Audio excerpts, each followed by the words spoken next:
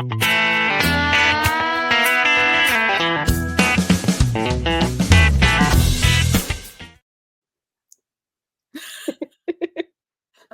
lost Rachel. I'm like, Rachel, where'd you go? Surprise. Instead, you've got me like bebopping to the intro music. Hello, we've replaced Rachel with Nicole. I almost went straight into petticoats and poppies. Yes. Like, wait a second, that's not this. Hi, I'm gonna see what I don't have any controls, so there we go. Okay. Are we? I don't even know if it's working. I was gonna say I don't see like a live chat or anything. Well, hold on. I'm we're live. So we're live. So I'm just gonna, you know what? No one's watching it, so I'm just gonna do the beginning part again and we'll start over. Nobody's dying. This is recorded. Anywho's.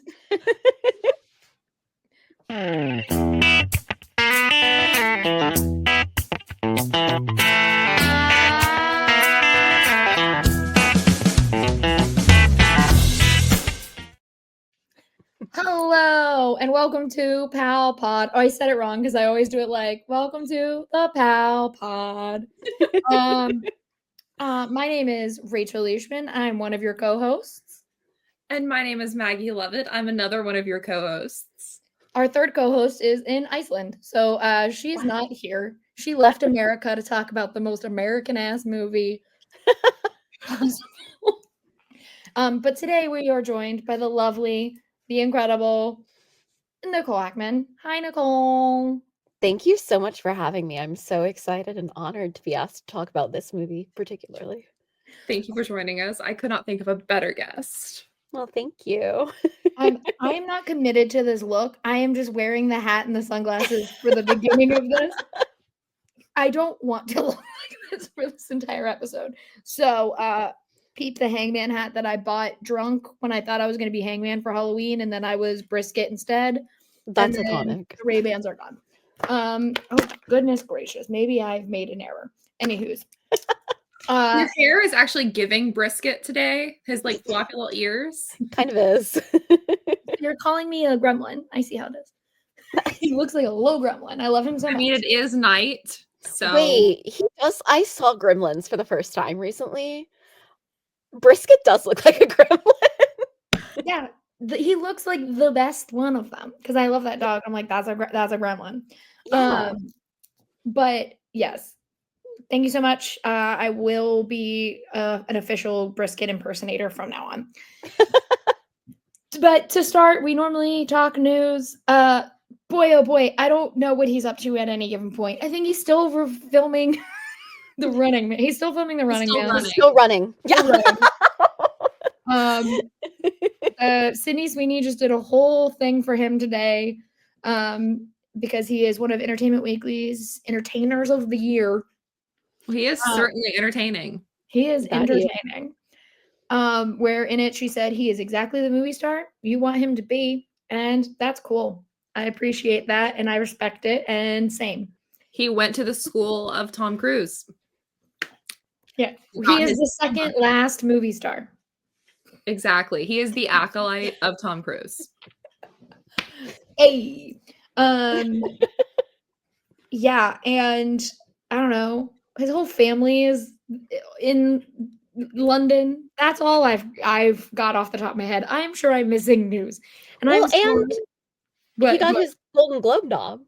Yeah. Oh my god! Yeah, I was waiting for that. I'm like, are we doing a separate segment? Has Rachel just completely overlooked that? Like, I don't know what day it is. Of our men got Golden Globe nominations. Like, yeah, Glenn Powell, first time Golden Globe nominee for. Where's my arm? Hitman. There we go. Maggie's is covered. Yeah. Which arm? There you go. There you go. Yes, the shirt that my first gift as a critic of this and the CCAs was this Hitman shirt. But yeah, fully don't know what day it is anymore. Forgot that the Golden Globe nominee came out this week. That's fair. He's a first-time Golden Globe nominee. Hitman also nominated for Best Comedy at the CCAs. Huge week for people who watched Glenn Powell and Selena Gomez and Spy Kids, and Glenn Powell and Ariana Grande and Scream Queens. So huge really. week. This chat exclusive. Yeah. Huge week. This room right here. Every time I bring up Scream Queens, I'm like, hello, anyone want to rewatch Scream Queens with me? I watched that shit live. I loved the Billy Lord had the buns on the side of her head. Oh my God. I was in my Ryan Murphy phase that never went away. I just got more and more angry with him as time went on. I'm still watching him. But yeah, which now I'm probably going to end up with even more news that I've missed.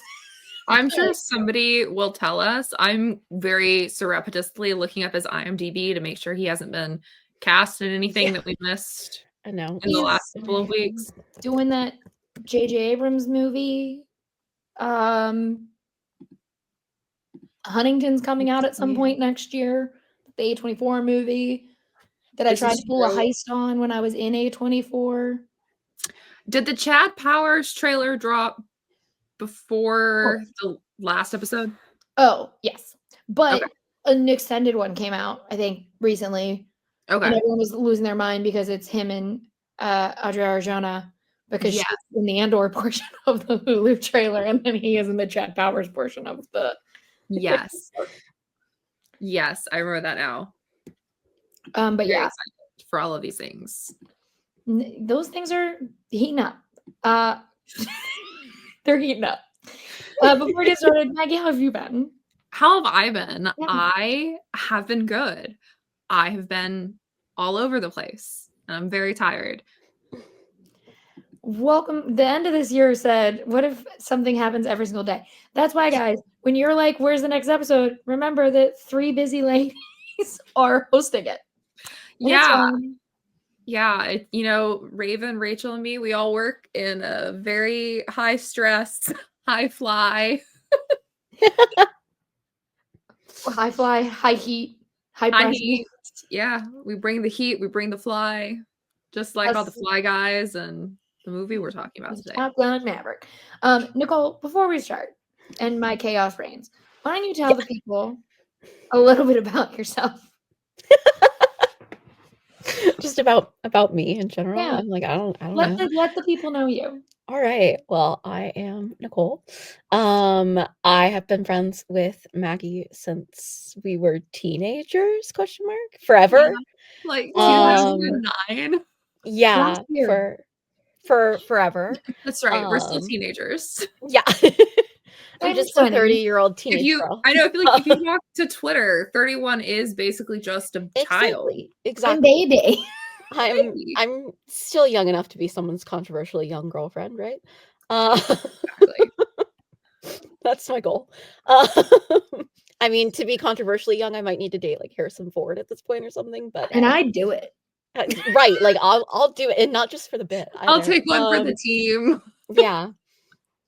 Really committed to being someone's controversially young girl. Oh my god.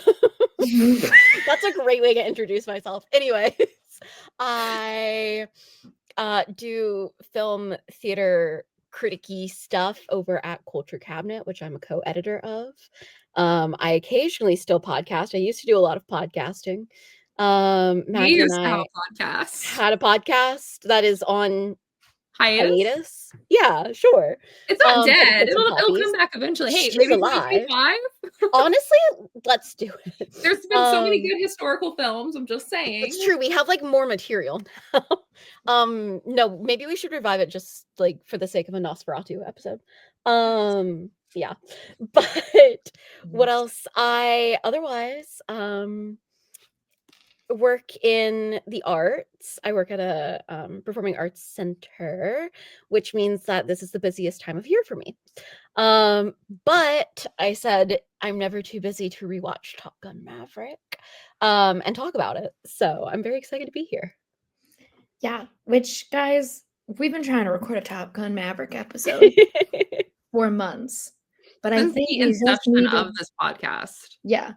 That's why Maggie's shirt is Top Gun Maverick in the logo for it. But let's get into it. A sequel to the 1986, I believe, was the original Top Gun. Sounds right.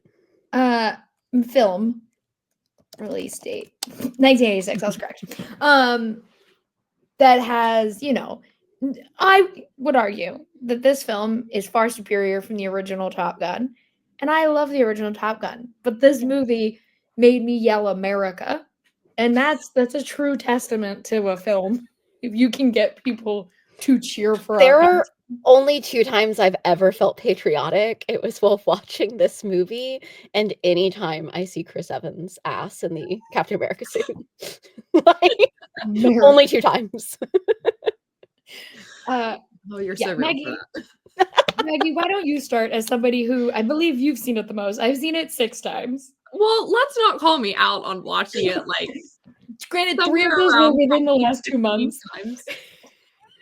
Okay, so yeah, I've seen it about 15 times. In my defense, it's a really good plane movie. That's true. It's like it's always on, but like when this movie came out in 2002, correct? 2002? Yeah. Time is a 22. 2022. That's what I was saying in my brain. Not in my mouth. Maggie. It was like that would be a very different Glenn Powell performance. What Glenn Powell would have been 22. He would have been 14 years old in Top Gun Maverick. Illegally flying a plane. You can tell it's been a long week.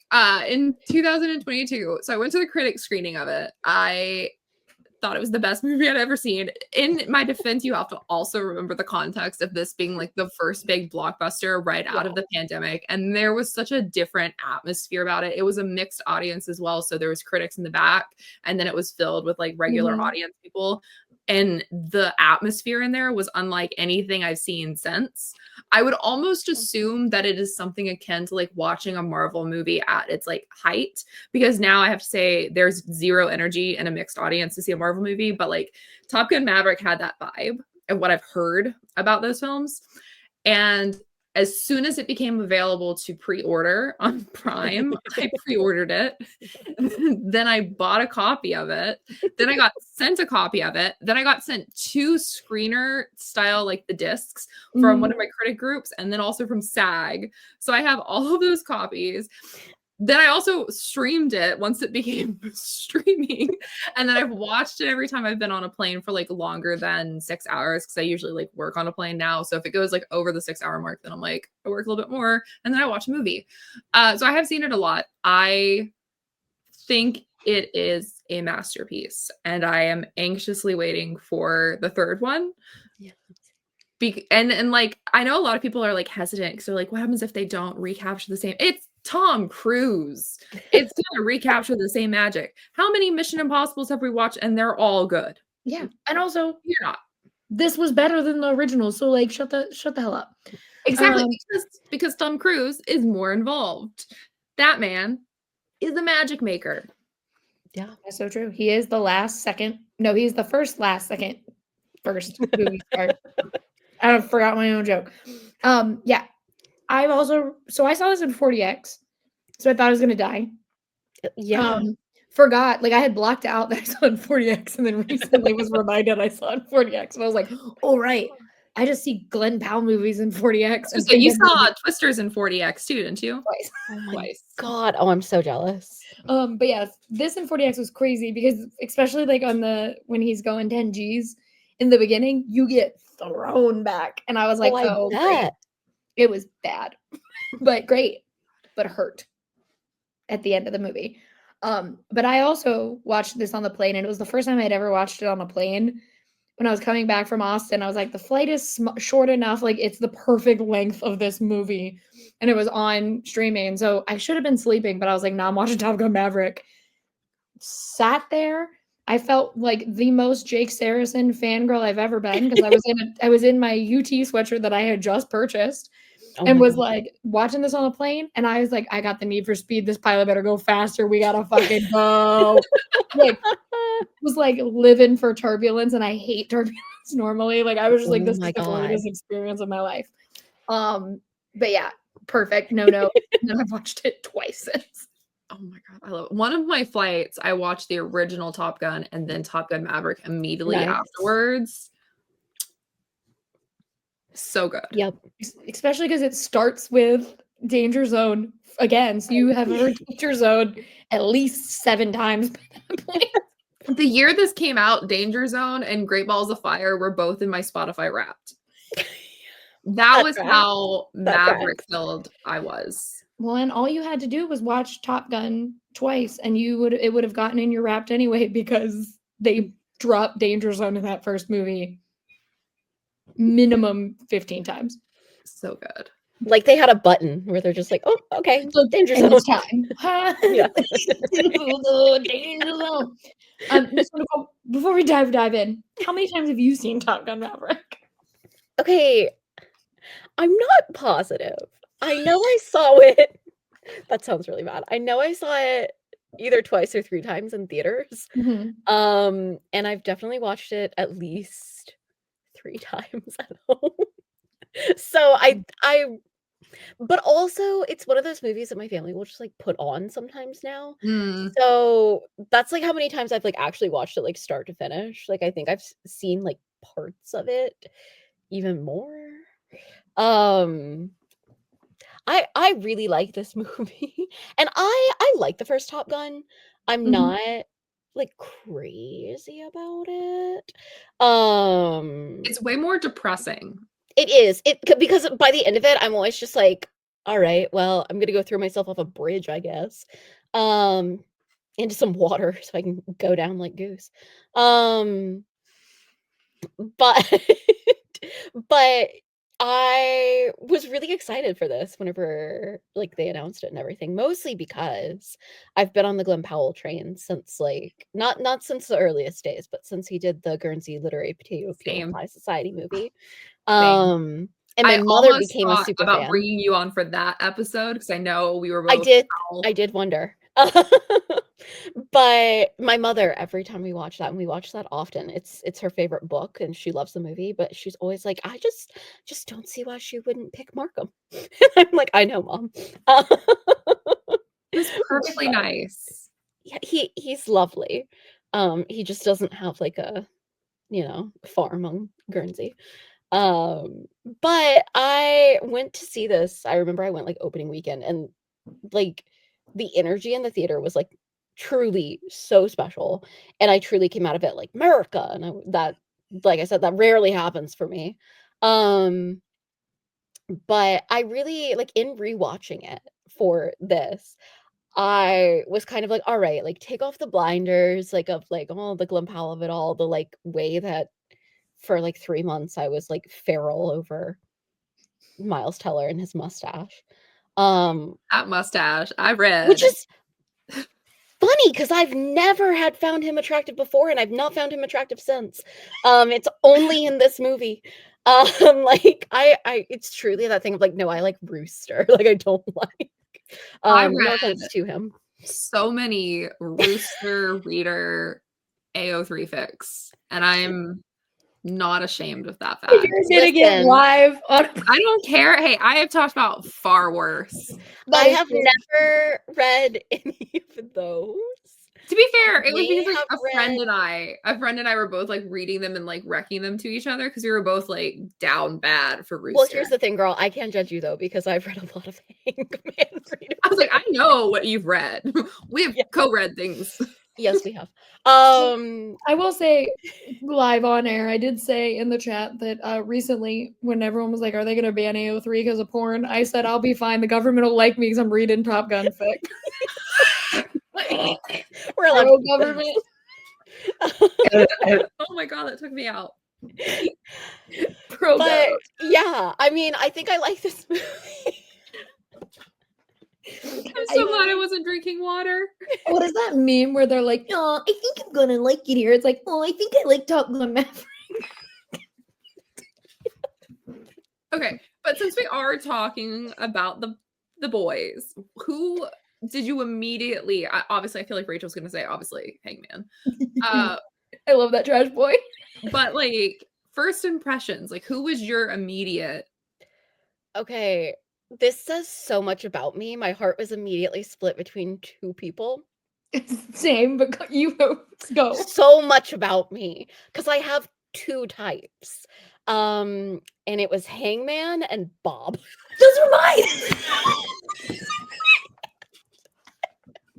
This very sweet boy I need to protect, and then the man who I'm like, whatever you say, guy. Let's go. What No, are we it's doing? literally the like I could fix him and the he could fix me.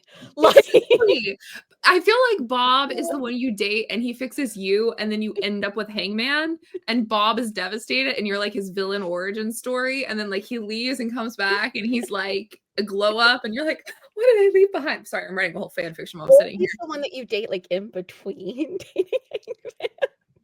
Or you're dating Bob. You're like, this is a sweet guy. He's like nice and boring, but he's very sweet. And You're then when listening you to the way I Love You by and Taylor then you're Swift. like, you see Is how that Hangman the dark one you cheat on Bob with? Gosh. in my little head canon, I guess. And that's the thing about illicit affairs. When you're a young girlfriend. When you're a controversially young girlfriend. I feel like is Bob's actor younger than us? How old is Louis he? Coleman? Yeah, he's like barely. I think Okay, I was gonna say he's like 30. He's right? older than me. No. He's older than me. He's 31. Yeah, Louis Oh, so Coleman same is age like as not me. that much younger than I am. He's Yeah. gonna 31. turn Okay, same age as me. 32 in January. Turn 32 next I month. turned 32 in March, so he and I are 93 babies. Yeah. Yeah, you Ugh, are. I'm old. I'm a 94 baby, so I'm a 91. I'm ancient on this Hey, podcast. That's controversial. That's controversial if you ask like Twitter. yeah, The fact that Yeah. you're not born on the same day. on the same exact day. I will say, I have a bone to pick with the Twitters. All of these young Glenn Powell fans are talking about him as if he is ancient. And then I did the math and I was like, oh no, this is how like I would talk about loving like Colin Firth when I was younger. Or loving like Harrison Ford or whoever it was when I was like a teenager. That's how they are. Glenn Powell was like, no, I'm too young for this. You guys cannot be doing that to me. No, I feel Even like though he is older than me, it's not by much. Here's the thing though, he is, I feel like, younger than people think he is. And maybe it's because in he's his been 40s, 36. right. People act like, I mean, listen, when people want to be like, oh, like, you know, Pedro Pascal is old, I'm like, or like No. Chris Evans is old. I'm like, I mean, not really, but like, okay, I guess I can see that if you're a teenager, like, yeah, fine, maybe that's your parents. They're made different these days. Cause like when I was like 6, I was like, so Liam Neeson. I mean, when I was 6, like I famously was like Harrison Ford, let's go. my 6-year-old ass was Me like, Googling like, oh, Isaac? Liam Neeson's older than my parents. I I will say, get it. If you're a teenager and they're in their 40s and it's like, okay, maybe that's like He's around your 36. parents' age. This man is 36.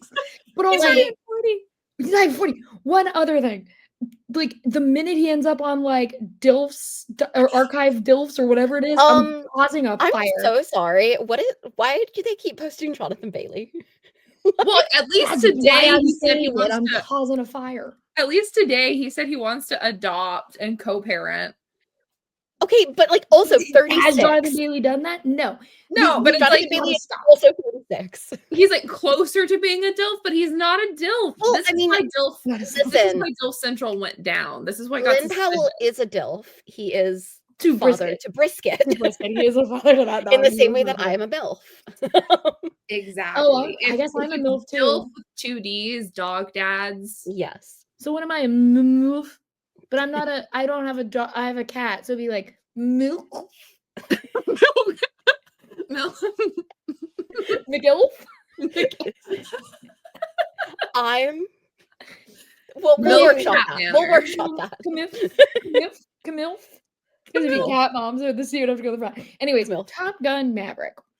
Meow, So if you will. this movie, it starts with Danger Zone. Almost. Which we just were in. It's actually legally required to. It's legally required that Joseph Kaczynski until you started this movie with Danger Zone. And having rewatched the original Top Gun before I took or before I saw this and like went with all my friends, I had such fear that I was gonna hear Danger Zone again, like the first movie, that I just was terrified and throughout it because I was like, "Don't drop Danger Zone," and it never happened again. So I've found peace within my soul. Like, they've lost the Danger Zone button. Someone broke it. Hangman came through with a hammer and said, "Slow ride only." Took it out. Anyways, the beginning of this movie rules because do we really know why they're making this whole thing happen when it doesn't come into play the rest of the movie? It is just to show how cool Maverick is. Yeah. Which we already knew. It was like, hold on, guys. We're going to make him go as far and fast as possible on the outside of Earth. Like, he was like in the what is it called? Not the crust. What is the danger zone? Oh my god. He was in the fucking ozone layer, flying at the speed of light. For a new plane to prove he could do it, but that plane is not in this movie outside of, to be fair, he does crash it to the ground, but it was not in this movie outside of that part. So like why? Because it's Tom Cruise. He goes, if I can't be flying motorcycles off a cliff, I've got to do something. No. Cool. Literally, while watching it, I said to my sister, I was like, okay, so in this movie, he's on a plane, a motorcycle, a boat. Like, why didn't they get a train in there? Which he learns how to sail the boat on the fly. Just like, want to throw that out there. Learned a lot about the Navy in this movie, because I always like, they know how to sail boats. Not that kind. Surprise. So who are the boat people? The Navy. The Navy. But if they don't sail the boats. Well, some of them do. Some of them do. So this is the Top Gun, which is the plane people, and specifically the really fancy plane people in the Navy. So they are the Navy. They are in the Navy. They're not, because remember, he lands on the boats. Yeah, the airplanes are on the boats. Yeah. Yes. See, the Air Force flies from ground. The Top Gun Naval Academy, that they fly from boats. Yeah. Well, joke's on them, because who wants to land on land?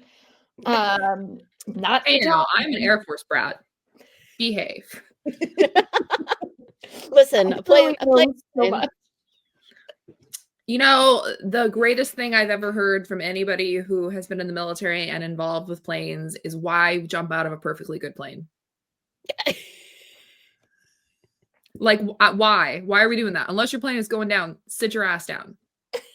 Or if you're Tom Cruise, you bully your cast into doing it.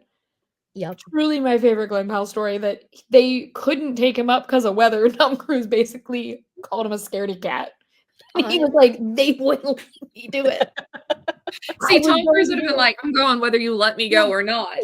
Well, yeah, but Tom Cruise doesn't have Glen Powell's mother being like, absolutely not, you're not doing that.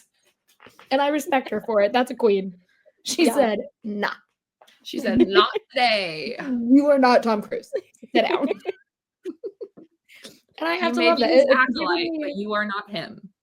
It's giving the energy of Emma Watson's father when she cut her hair into a pixie cut, and he was like, you're not Audrey Hepburn. That energy. Where it's like, I love you, you're beautiful. You're not that person. You're not that. Yeah. No, not. But yeah, the beginning of this movie is just so that they can have Ed roll up in it. Yeah. I keep wanting to say Ed Burns. It's not his name. What is his last name? Harris? Yes, it's Ed Harris. Harris? Oh yeah, Ed Harris. Crazy. I was like, it's not Ed Burns, but what is it? Yeah. Yeah. Ed Harris. He also doesn't come back. He rolls up to yell at Tom Cruise It's like, buddy, we were shutting the program down. I'm glad you went fast, but now you wrecked a plane. So I would have grounded you, but Iceman has your back. Because that's Iceman, baby, or Hangman OG. Yeah. Because as Maggie pointed out, the reason that I was like a Hangman girl is because I was, I was a fucking ice girl. That makes so much sense. I love Ice Man. Wait, hold on, pause.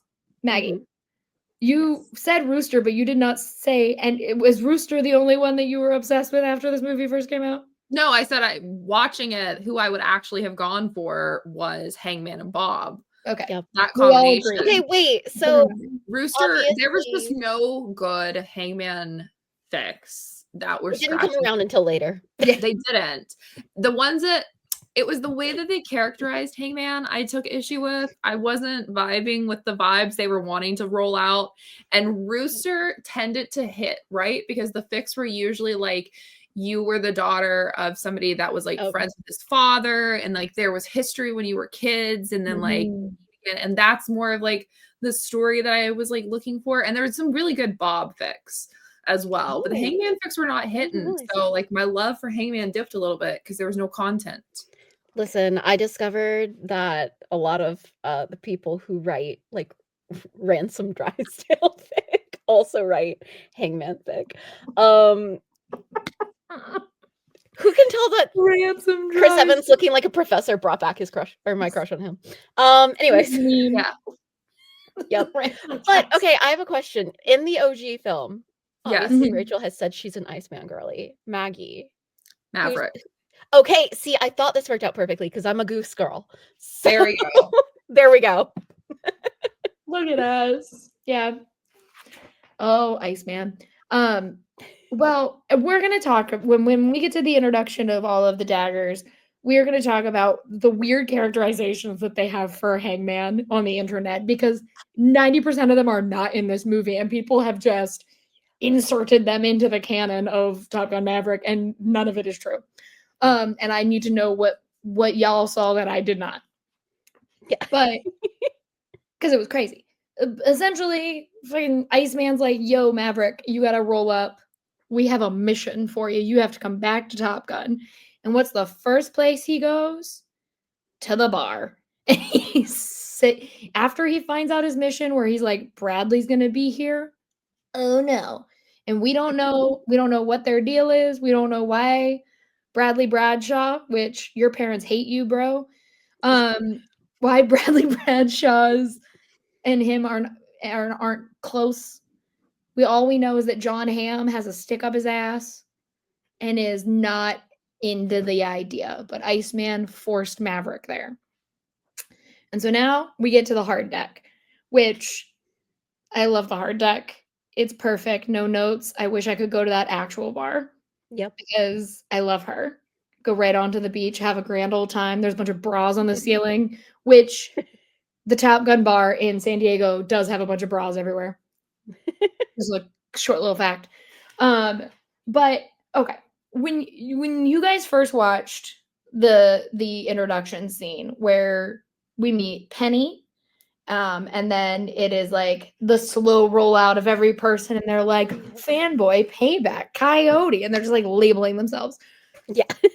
What was your, not the boy, but what was your like initial favorite part of that whole sequence?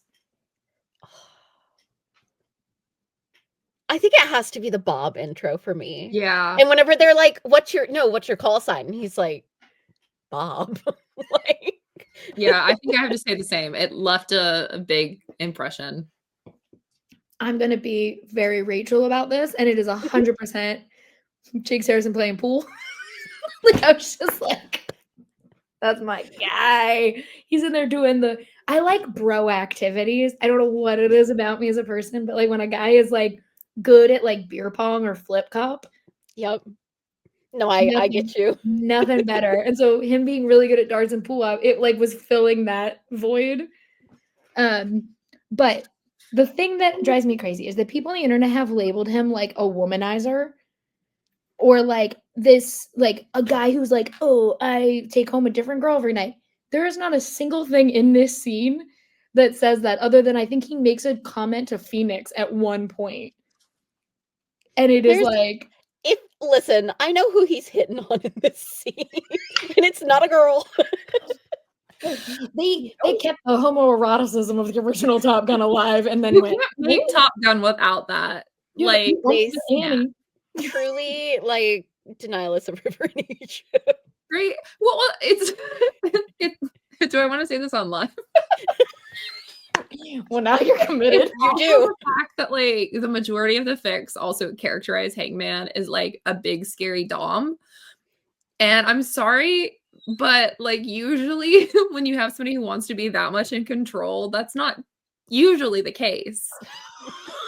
So like I just wasn't driving with those. And it's the same thing because they make him out to be this womanizer, this slut, like going after a new person every day.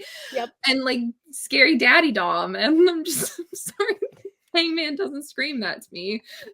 No, he is a guy who knows that he's good at his job, but is also an insecure human being, and like So everything insecure. else. That is what that character. That man needs praised. Look, Exactly. He wants you to pet his head and tell him he's a good boy. Yep. Like, there's a reason that there are missing vowels in this, because it is someone who wants somebody to say something to them about it. That is what's happening here. that's so real. Characters, thank you for coming to characterization. my TED talk about mischaracterization and fanfics. But yes, it drives me crazy because it's like I rewatched that scene so many times to be like, why do people think this character is like, who cares about ladies? It's like, no, his whole thing is that he's all about himself. So it's not ladies, it's everybody. It is the collective human race that he's like, in it for myself, guys. Have a good one. But yeah, this whole scene is fun, except that like very clearly all of these actors and characters had more at some point. Yep. Yeah. We're just given their names and then like barely hear from them again throughout this movie, when it's like you have Phoenix and you have Bob, you have Hangman, and you have Rooster. And Payback's in it a little bit, and Coyote, because Coyote is like Hangman's boy, but he really just kind of like shows up behind him. It's like, it's me, Coyote. Not it's me, Coyote. It's me, Coyote. It's me, Luigi. Don't say that this week. The version of Top Gun Maverick that featured a lot of Danny Ramirez and a lot of Manny Jacinto. Right there. Like, I don't even know what Manny Jacinto's call sign is. I know Fanboy is Danny Ramirez. yeah. Let's see. I don't know if they actually even gave him one. Right, because there's one point where then like a bunch of other people walk in that I swear to God you never see again. He's Fritz, Fritz. according to Newsweek. Interesting. And What he's was Fritz's Omaha's, story? he's Omaha's weapons system operator. Operator. He's WSO. He is Bob for Omaha. Okay. I do love that that's Bob. First of all, some things that are made up for Top Gun Maverick. A guy with glasses would not be the WSO for somebody. I mean, hey, maybe they're not prescription, they're a choice. they're his blue light glasses. He's just really concerned about his eyes. It is a choice. Yeah, that I don't know what the deal with facial hair is, but I'm pretty sure. And I know in the first Top Gun Goose has a mustache, so they were just like, and his son will too. No, that's so funny to me. like he inherited that mustache. Yeah, I was like, if my brother grew a goatee like my dad, I'd be like, I need you to like have a come to Jesus moment. Like, what are you doing? I do have to say that the Navy and most of the military allows mustaches. That's like the military thing. Go on any military base and there's mustaches. That's like the only facial hair you're allowed to have. They don't want beards. You're allowed to have mustaches though. So that is accurate. Interesting. So who watched And they have had to stop discriminating against people who wear glasses because the majority of the younger generations now wear glasses or have corrective lenses of some sort. So they've had to change that up. It's really hard to find people with 20/20 vision because we spend our entire life in front of a phone degrading our eyes. Well, then, you know what? I take it back, Top Gun Maverick. I'm so sorry. No, I am now the military expert here. I'm still gonna raise the fact that I think it's very funny that they were like, Goose had a mustache. Rooster shall have a mustache. Like, also, like, the goose to rooster thing. Like, I'm sorry, it's very funny. Like, I love a legacy sequel. And I also love in this movie where it's like, Hangman, we know why he's called Hangman. Like, they give you the origin. Why you Phoenix? Bob is great because we got Bob jokes.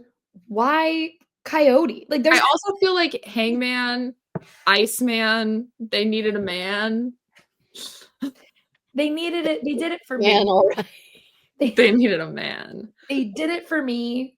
The Ice Girl. Man, what a man. Man, what a mighty fine man. I will say here's what I don't understand about the military. And Maggie, maybe you can help me out.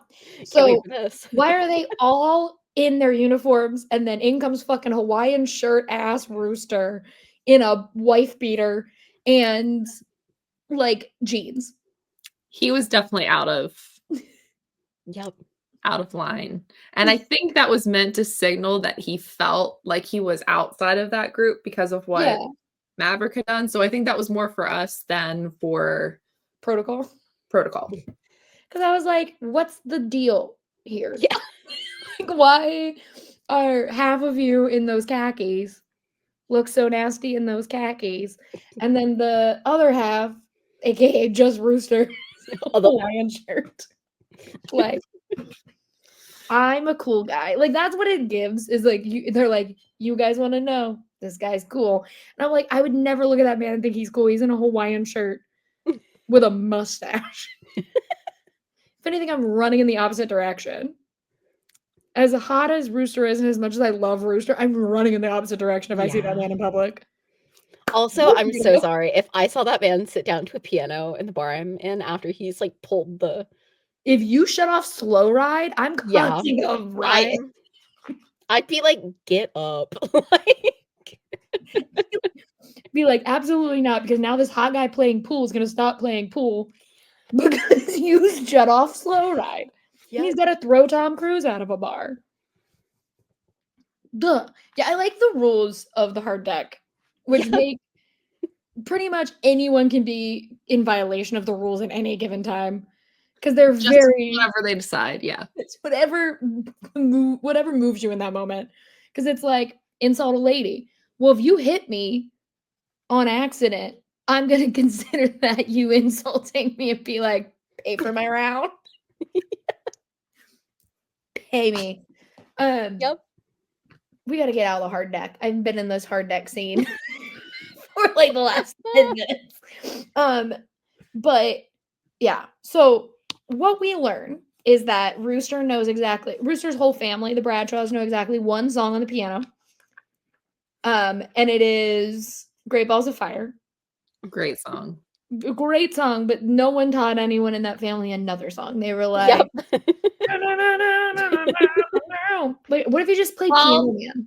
You see, his dad died, and that was the only song he learned up until that point. Get in line. Get in fucking line, man.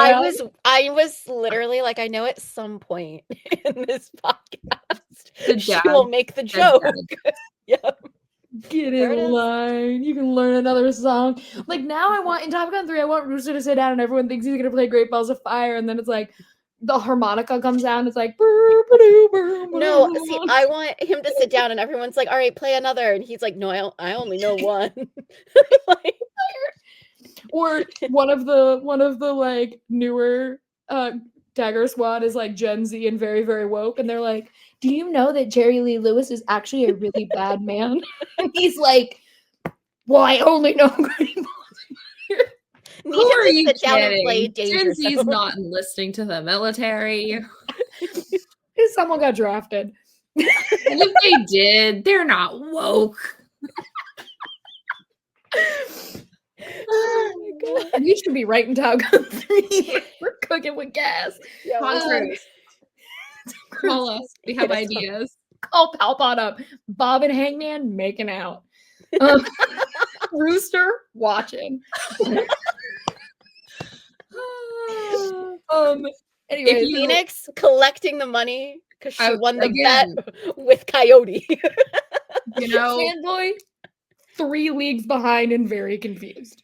in that scenario, Rooster, roosters make the noise of a cluck. And he's going to take the L, so take the L out of that. So, Bada bing, bada boom. It's fine. They just Really offered gave me to. a They big just offered Bob lessons. It's fine. I like that I spit laughed at the fact that you were trying to say cuck in the most roundabout way. because, roosters cluck and he's going to take the L, so just take the L out of cluck. That was actually quite inspired. The fact that, like, guys. Anyway, Tom Cruise, Top Gun 3. You got 3 screenwriters right here. But yeah, so the whole premise of the bar scene is to be like Patty, Penny and Pete have history. Mhm. He put his phone on the bar. He had to buy a round. Maybe Maverick's broke. We never unpack Never that. follow up on that. Yeah, we never follow up on that. He just gets the cash and pays her the next day, and we're all Gucci with it. But why did your card bounce? What's going on with you and money, Mav? Pretty sure, like, the military should maybe help you out with that. We also learn all these daggers and their little call signs, and then have the great scene where Tom Cruise gets launched out of a bar into the sand. No notes. I have none. I think that's perfect. Throw Tom Cruise on the sand. I want to see his little butt hit the ground so hard. It was so funny. He bounced. He did. Fully went. Boom. But yeah. Then here's what the attachment to this film. We somehow are fascinated and captivated by a movie that, for the most part, is the same scene over and over and over again, with just like some breaks for like Pete and Penny to fall in love with each other, or for him to go and like talk to Ice, or like a literal fist fight between Rooster and Hangman that is yet again homoerotic. Yep. But like, for the most part, it is fly up in the air, sit in the classroom, someone has a one-liner, and then everyone does some push-ups for about an hour and a half. I mean, that is the sounds like definition of cinema. For an hour and a half. It's just that. And I was captivated. Yeah. No notes. What was I going to ask you guys? Thoughts, concerns?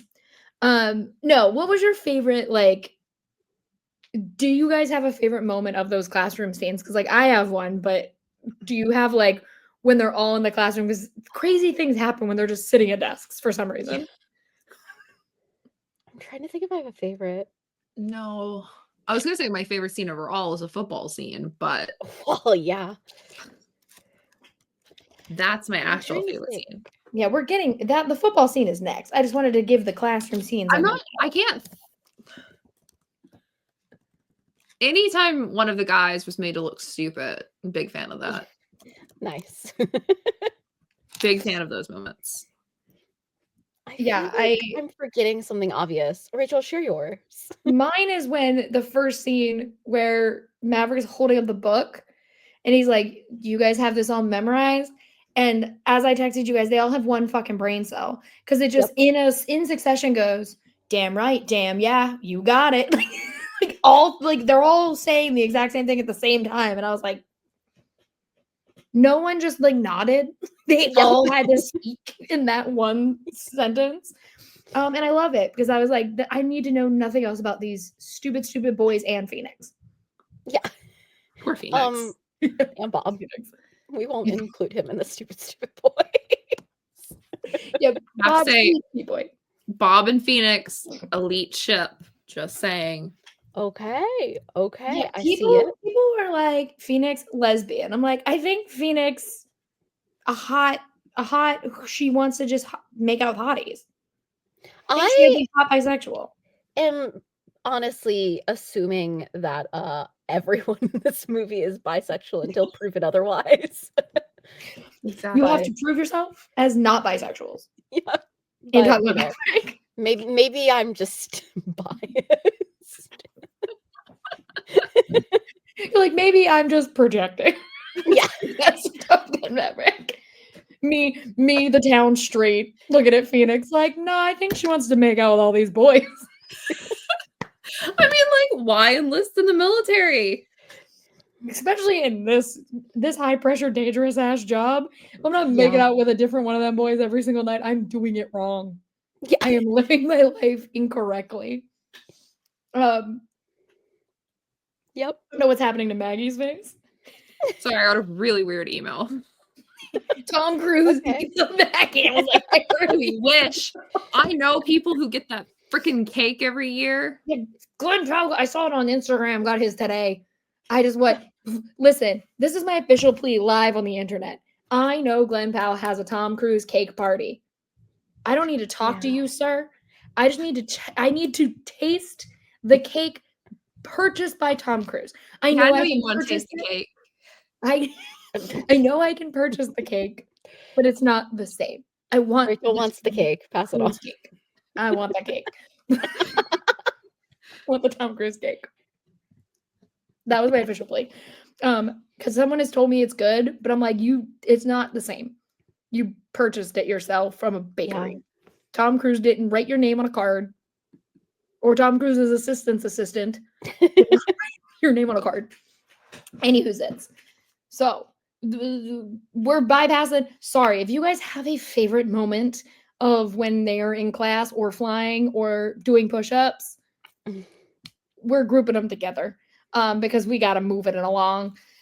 We talked way too long about all the sundry of things. The fix derailed us. But fixing bad characterizations. It happens. Yes, I will talk about the homoerotic fight because Hangman's a little, also very true to me. Hangman's a little messy bitch who's like, I'm gonna do some detective work to figure out what their fucking deal is. Hangman's a Scorpio. You've heard it here first. It's When me. he's like, a photo of a man with a mustache. That looks like Rooster. You're like, I think she's a guy with a mustache. Nope, it's Rooster. He's so clever. Smartest man in the military. The Navy said we only want the best of the best. This fucking guy can look at a picture and be like, that looks like Rooster. Look, he's got elite levels of facial recognition. There we go. When he's up in the air and you got to see them planes, man, he got it. He's like, that's the enemy, not Rooster. But literally that fight, Tom Cruise, I love you, babes. But in what world is your short little ass separating either of those boys who are honestly almost a full foot taller? I'm like, last night when we were watching, every single time there's a shot of Glenn Powell standing next to Tom Cruise, my mother commented on how short Tom Cruise is. Like, just kept being like, wow, no, really, look at him. I think I sent it to Maggie and when I was going down a fucking rabbit hole mad because someone was like, Glenn Powell's the same height as Tom Cruise. I was like, you're all insane. And I looked because they looked at a picture that was like the whole cast like this, right? They were all on a line. Tom Cruise was at this elbow and Glenn Powell was at this elbow. And they're like, if you look across, and then if you look, Tom Cruise's shoes are like this much. He wears lifts. Yeah, and Glenn Powell had on like loafers. Like flat ass moccasin looking loafers. And there's like, nothing wrong with that. No, it's fine. But I'm like, listen. I just appreciate a short king who can embrace that he's a short king, and I think Tom maybe needs to just embrace it. Yeah. But also, this cast is insanely tall, so I understand why he would maybe be like, maybe not in this movie. Yeah. Maybe especially for like eye lines and stuff. Well. And it's also so funny, like, there's a scene where him and Rooster in the beginning are, like, talking on the tarmac. And Stellar is just, like, full head taller than he is, like, talking to him. And the way that they shot it essentially was like put Tom Cruise in the frame, and then the top of Miles Teller's head is just I chopped noticed that. I was like, oh wow. off. Like, you don't have a forehead. Just talk to Tom Cruise. But yeah, I do love that, like, that scene. The way it ends is like Hangman being like, I'm cool. I'm like, He just keeps going, I'm cool. Like, okay. Okay, and then he walked so fucking close to Rooster's face to leave. And I was like, are you gonna like lick him? He's gonna give him a smoochy kiss. I go, I would have taken it. Taking the smooch. But what it all is leading to is Maverick being like, okay, I have to actually make a team, because if I don't make a team, it's never going to work. And then we have what is the beach volleyball scene, but instead is just no rules football. None of it makes sense. And it is essentially so that they can have all of these hot people without their shirts on. And then Bob, full shirt, sitting in a corner. And Phoenix in like a longer sports bra, which I was like, I do like that. They were like, we're not going to make her. Yeah, I appreciate that. Completely. Yeah, she's going to have like, she has longer shorts on and like a longer sports bra, but she still gets to participate in the like, the boys are abs out and oily as shit. Yep. I was so worried about sunscreen. I'm not going to lie. I was like, are you protected? Did someone put sunscreen on you? You're in San Diego. Yeah. It was on a beach. If they needed someone to do that job, I could have done it. I have free olive oil. What is wrong with me? Baby oil bottles. You put olive oil on them, they would definitely have baked in the sun, Rachel. The Italian popped out. Said olive oil. Okay, before we get into the last act, I have a favorite moment of the beach scene. Do you guys have a favorite moment of the beach scene? Every shot of Bob. Yes. Bob. Mm-hmm. Is yours Bob? The whole scene. I don't know if there's like one particular moment. I've watched that scene way too many times. Every time it passes my feed on TikTok or Twitter, I'm watching it. No, I treat that scene the same way I treat the Tom Holland umbrella video. Like, if I see, I must watch whole thing. That party I went to for Halloween, that was just on a loop in the back. So it was really hard for me. I just had to keep turning around and was like, incredible.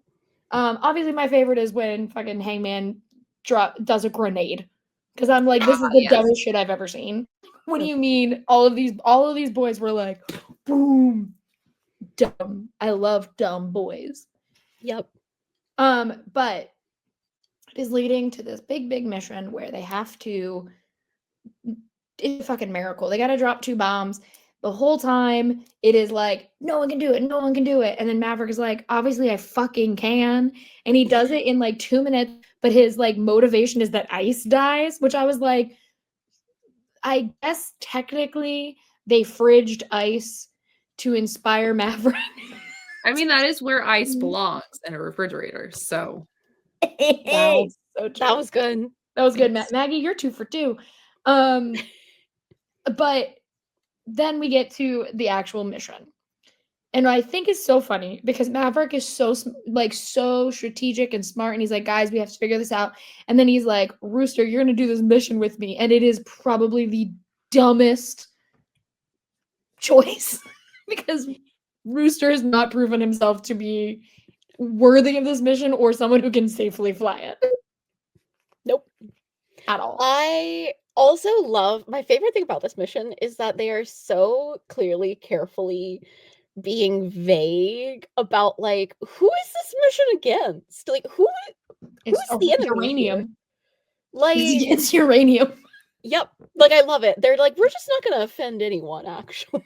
I thought that was so smart.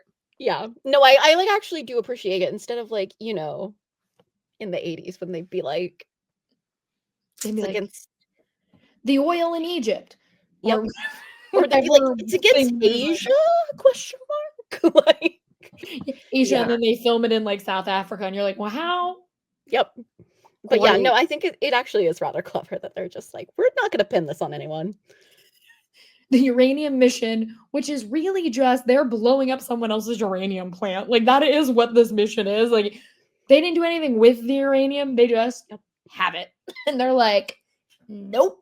And I was like, and after watching Oppenheimer, that took years for that place to get the only real enemy here is Maverick's PTSD over Goose. That's really the enemy of Top Gun Maverick. But obviously this mission goes half right.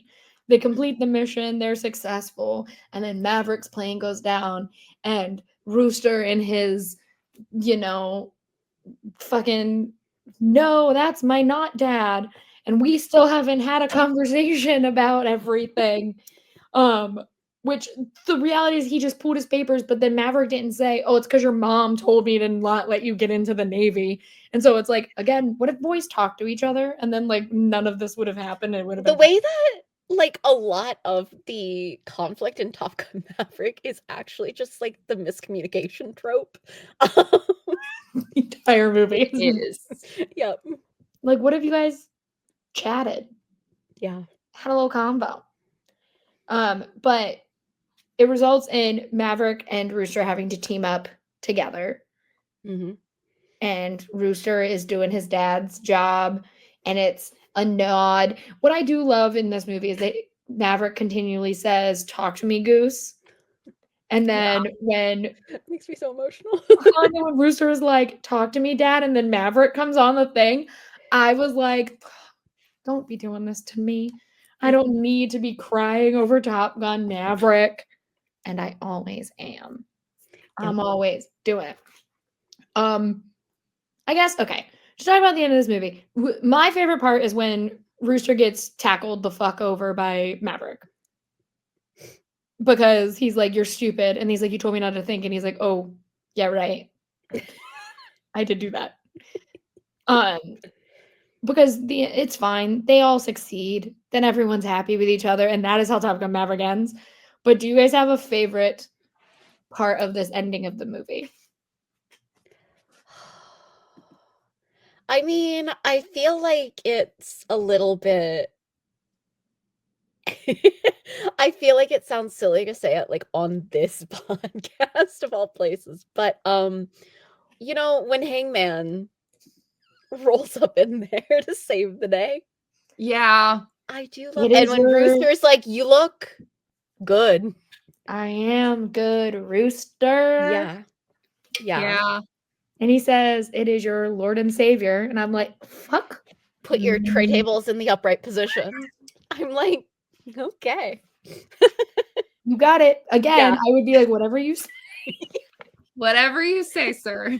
Yeah. Lock the door. Lock the door. Lock the tray. Lock the door, indeed. I'm gonna lock the tray. Oh yeah. That's a good one. But yeah. Any final thoughts on Top Gun Maverick? Top Gun Maverick, good. Period. Listen, it is a movie about dads. About male friendship. It's I really do appreciate though that like I think there's something to be said for the fact that first of all, one of the hottest things a man can do is fly a plane.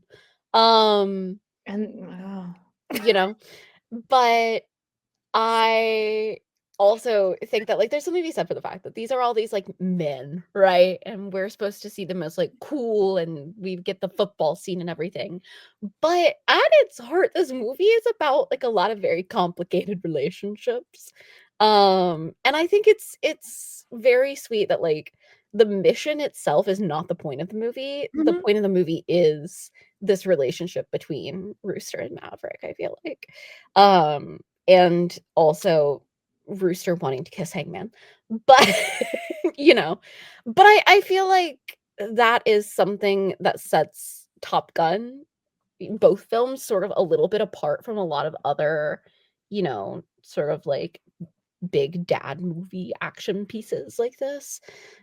Is that it really does have a lot of heart to it, and they also deliver for the girls and the gays. So They do be delivering. Ain't that the fucking truth?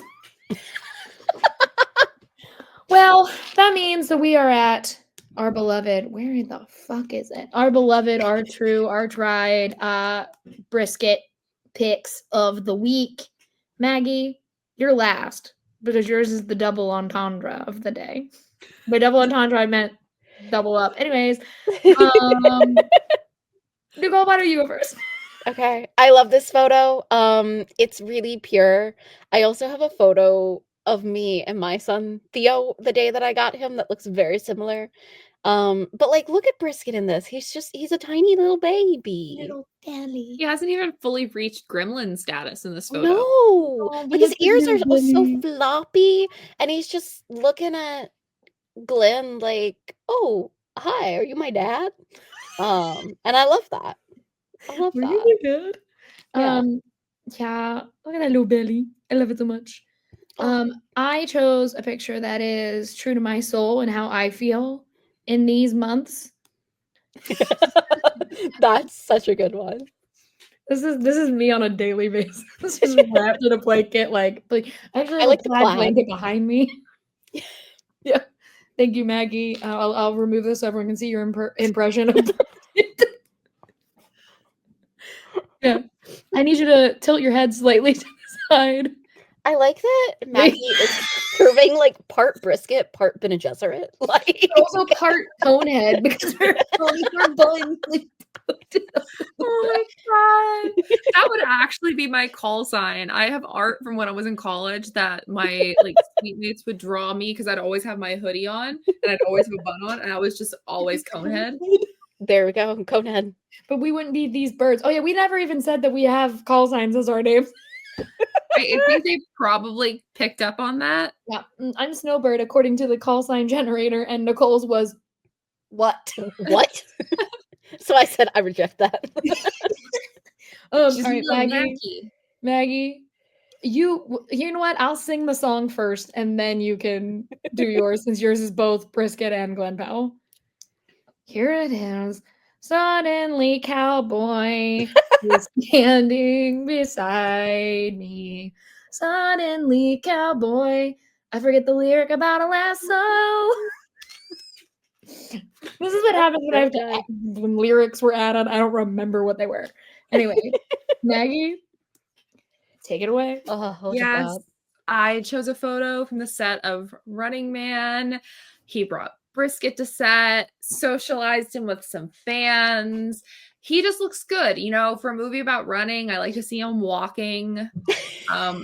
I love that Brisket knows how to find his angles. He sees the camera. He's posing for the camera. I also love like the casualness for the way that Glenn is holding Brisket. This seems like very much like baby on the hip vibes. Yes. And it's doing things for me. Yep. So Yeah, thank it you is for coming to baby. my Brisket talk. That is a baby on a hip. I will also say kudos to those fans because that's me coded to hold a sign up outside that says, "Can I meet Brisket?" It's not about him. They were like, "Sir, it'd be nice to talk to you. I want to beat that fucking dog." That was me at the Twisters junket. I was like, I don't actually need to see him. I want to meet this dog. And instead I saw his parents. It was great. I was like, Incredible. I recognize Glenn Powell's parents at this junket. All right, Nicole, Yeah. go for it. Good transition. Speaking of baby on the hip. Listen, Really? whenever Glenn or his sister like post content of him with the niece and the nephew, I go a little feral. I can admit that. But this photo has it all. Like he's so chill, sprawled out on the couch. He's got the aviators tucked into the shirt.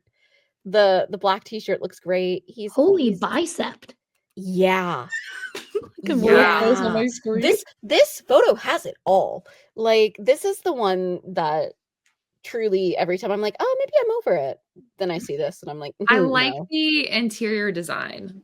Yeah, honestly, would Yeah. live there. What is this house? Yeah. This looks nice as shit. Honestly. And Brisket's looking over, like, excuse me. That's That's my dad. That's my seat? What the hell? Honestly. Yeah. Yeah, fully, completely. It's just very understand. candid. I love it. Yeah, and it's hot. So here, let me give you a little bit of context. I'm a bitch who loves Tom Ford. And so this entire night made me go feral because he was sat next to Tom Ford, and the entire time I was like, put him in a velvet suit. Wait, hold on. No, go back. Maggie, go back. Yeah, go on that side. I just listen, I love a man in a tuxedo, but you look deranged. But just a good look. I like how dark his hair is. Mm-hmm. Brunettes unite. This is fake. Yeah. But yeah, just beautiful. No notes. Gorgeous. 10 out of 10. Maggie? I like that between the three of us we had like some real we showed off his versatility. Exactly. He's a man. He's a man. All right. As we wrap up, because Maggie told me to do this because we did it with Maggie's interview, I'm gonna post pictures of my 2 interviews. I'll keep the Top Gun centric one for the end. But I talked to RJ Arjona about Hitman at the very end of our interview, where I told her that it broke me. There's Maggie again. Where I told her that it broke me, and she said, hopefully the next time her and Glenn Powell do a movie together, it'll put me back together. So I'm holding them to that. I did say I'm holding them hostage to working together, and that's not what I meant. I meant to say I'm holding them to working together again. But she was laughing. She was like, "This is fine," and I was like, "Great, I'm holding them hostage to working together again." I love that. I was very nervous and tired talking about Hitman. And then for the Top Gun episode, I did interview Monica Barbaro, and we talked about how she flipped off 2 of the internet's boyfriends. Incredible. Because she has flipped off Hangman, aka Glenn Powell, and she flips off Timmy in this movie. I love that. Slay. Well, Nicole, tell the people where they can find you. You can find me on Twitter, Blue Sky. What do we use these days? Threads, Instagram, Letterboxd at Nicole Ackman 16, and you can find my work over at culturecabinet.com. Maggie, you can find me on Twitter and Blue Sky at Maggie of the Town. I am the Maggie Lovitt on Instagram. And yeah, you can find me on Collider doing stuff and things. Mostly recapping Skeleton Crew every week because, you know. Hell yeah, Skeleton Crew. Jude Law. That was like Jude Law. Hell yeah, Jude Law. So happy that the teenagers are going to have a sexual awakening to Jude Law like we all did when we were teenagers for the same man. Love that as a society. You can follow me at Rachel Leishman on Twitter and Rachel_Leishman pretty much everywhere else. You can see my work at Collider and the Mary Sue. And also, you should listen to Pedro Pascal podcast, which Maggie has been on. Nicole hasn't yet to be on. We have to put Nicole on it. Please. And also, I don't know, Cinema Sibs, me and my brother's podcast.